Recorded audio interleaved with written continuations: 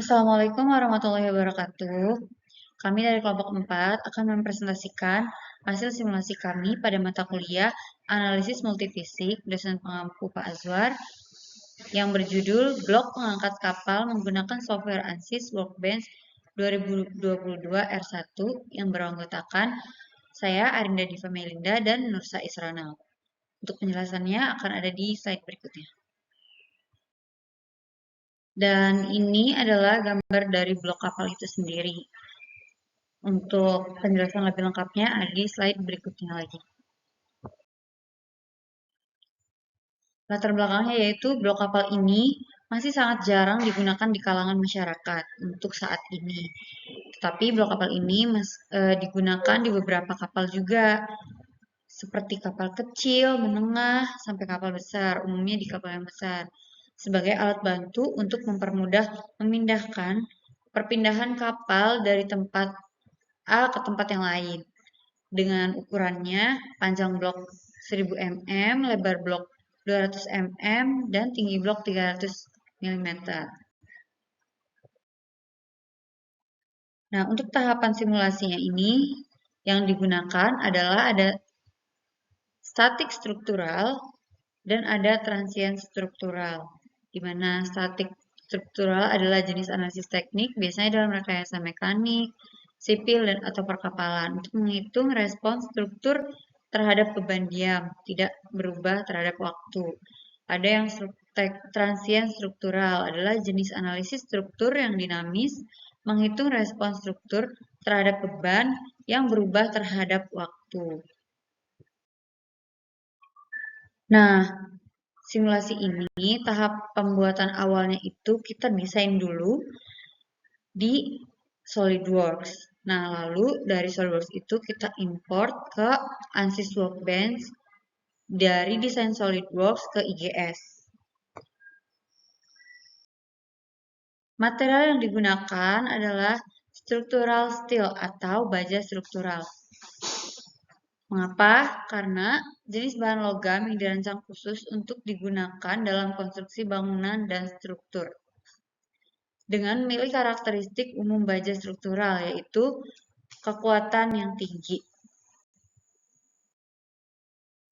Oke, di sini lanjut ke simulasi ya. Di sini ada model.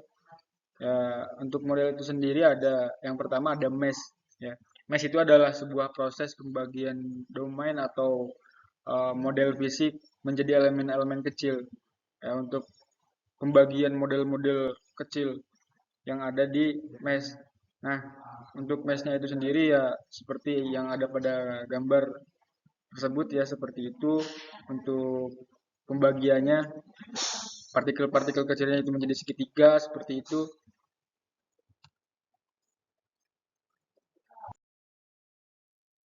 Nah, lanjut ya, di sini untuk yang selanjutnya ada statik struktural ya. Untuk transiennya ini yang pertama itu ada 3 porse. Nah, untuk porse yang pertama ataupun titik beban yang diambil bagian titik yang bulat yang paling tengah dengan beban 5,8 Newton.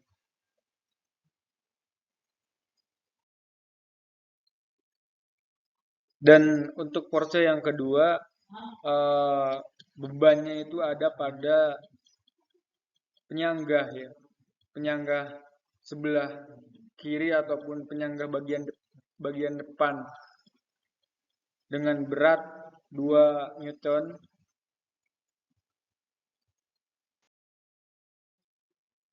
Dan untuk beban yang ketiga ataupun porsi 3 di sini kita kasih ke bagian penyangga bagian depan ya.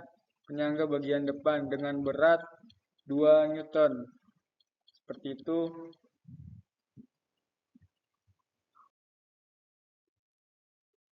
Nah, yang selanjutnya ada simulasi pada tahap solution ya. Untuk pada tahap solution yang pertama ini hasilnya pada total deformation ada jenis simulasi. Di kiri atas terlihat total deformation, terus juga Yang kedua ada hasil visualisasi.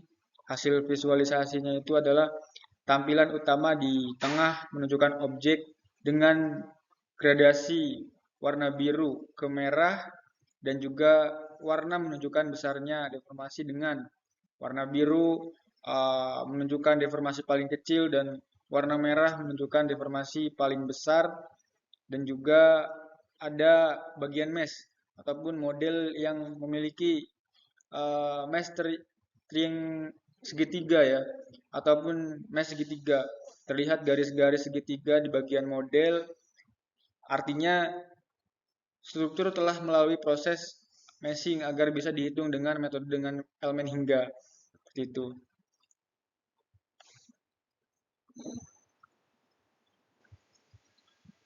Nah, untuk kesimpulannya ini pada total deformation tersebut, yang pertama membuat geometri model, terus yang kedua membuat mesh untuk struktur, terus yang ketiga menjalankan simulasi analisis deformasi total akibat beban tertentu, dan yang terakhir mendapatkan hasil visualisasi deformasi dalam bentuk gradasi warna.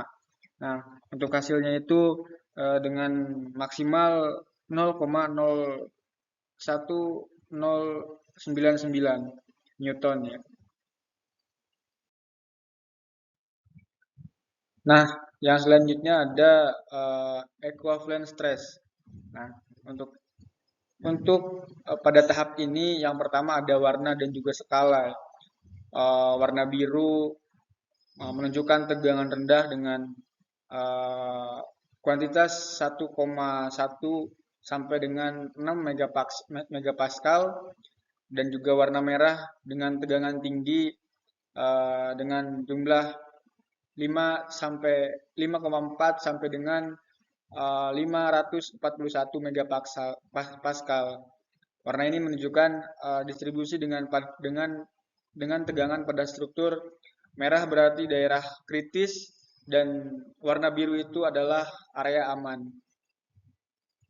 Jadi pada simulasi ini menunjukkan warna biru dan juga merah. Ini tidak ada warna merah. Berarti dengan adanya simulasi ini menandakan bahwa beban yang diambil ataupun simulasi yang diambil ini menunjukkan uh, aman gitu ya. Tidak adanya suatu cacat yang berlebihan. Nah, untuk hasil ini sangat penting ya, karena adalah salah satu bentuk untuk mengetahui dan juga mengevaluasi ketahanan struktur terhadap beban. Terus yang kedua menentukan apakah perlu diperbaikan desain di area kritis, dan juga mengetahui lokasi potensial kerusakan pada material. Nah, yang selanjutnya ini ada elastis strain. Untuk elastis strain tersendiri ini ada warna dan juga skala ya. Untuk warna merah dengan maksimal 1.6966 atau 0,01 megapascal dengan titik regangan paling besar, dan juga warna biru dengan minimal 1.118 sampai dengan 6 atau 0,00011184 megapascal dengan daerah paling aman, dan warna lain ada hijau, kuning, dan juga yang menunjukkan tingkat tegangan antara dua ekstrim tersebut. Nah, untuk interpretasi warna itu sendiri, dengan warna merah ada lokasi dengan regangan tertinggi berpotensi mengalami deformasi yang signifikan. Terus juga ada warna biru dengan lokasi dengan regangan sangat kecil, artinya tetap stabil dan juga kaku terhadap beban.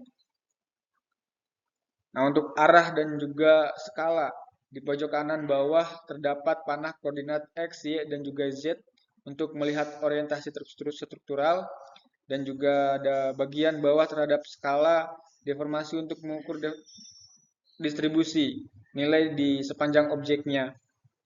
Seperti itu. Nah, untuk kesimpulan pada uh, tahap ini adalah daerah yang paling perlu diperhatikan dari sisi ketahanan material dan juga struktur cukup kuat di bagian tersebut. Artinya simulasi yang dibuat terhadap blok kapal tersebut masih aman seperti itu. Nah, yang terakhir di sini ada kesimpulan ya. Untuk kesimpulan itu sendiri, model berhasil disimulasikan dalam transient struktural. Terus juga ada model berhasil disimulasikan dengan dalam statik struktural. Terus juga ada struktur mengalami deformasi akibat beban dinamis. Ada hasil menunjukkan deformasi masih dalam skala milimeter, artinya tidak terjadi kerusakan besar.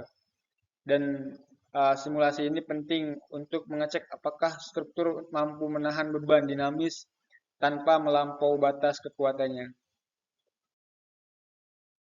Sekian, terima kasih yang bisa saya sampaikan. Kurang lebihnya mohon maaf. Sekian, wassalamualaikum warahmatullahi wabarakatuh.